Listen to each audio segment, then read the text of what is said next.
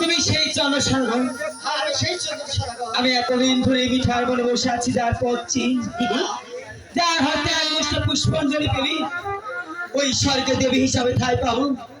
যার হাতে এক মুষ্ট পুষ্পাঞ্জলি পেলি তবেই যে আমার একটি মেয়ে বর মিলবে। তাই বলছি চন্দ্রা, দয়া করে এক মুষ্ট পুষ্পাঞ্জলি আমার এই মতো দাও। কি কথা বলছে? সে পুষ্পাঞ্জলি চাচ্ছে। পুষ্পাঞ্জলি চাচ্ছে? তাহলে একটি নারীর কথা শুনে দিতে আমরা গলে যাই, হবে না রাজা মশাই? দেখো শিকারী, কেউ কিছু চাইতে তাকে দিতে হয়। দিতে হয়, আমিও জানি। সে আমার কাছে এক পুষ্প চেয়েছে, পুষ্পাঞ্জলি। হ্যাঁ, তুমি সামনে যাও, আমি তোমার পিছে আছি। তবে একটি কথা, এই যে পুষ্পাঞ্জলিটা আমরা দিব, আমরা তো দুজনে এসেছি এই বড় মাছে। এই বড় মাছে তো আমরা তেমন কিছু প্রস্তুতি নিয়ে আসিনি।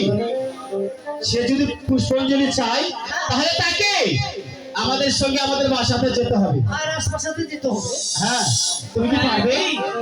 যদি এক মুষ্ট পুষ্পাঞ্জলি পাওয়ার আসে আমার ওই বাসায় যেতে হয়, আমি তাতেও রাজি আছি। ঠিক আছে, চলো আমাদের এক মুষ্ট পুষ্পাঞ্জলির জন্য যদি তোমার বিয়ের বর মিলে তাহলে আমরা বাসাতে নিয়ে গিয়ে সুন্দর করে তোমাকে পুষ্পাঞ্জলি দিয়ে পাঠিয়ে দেবো। তাই চলো। ঠিক আছে, আসো।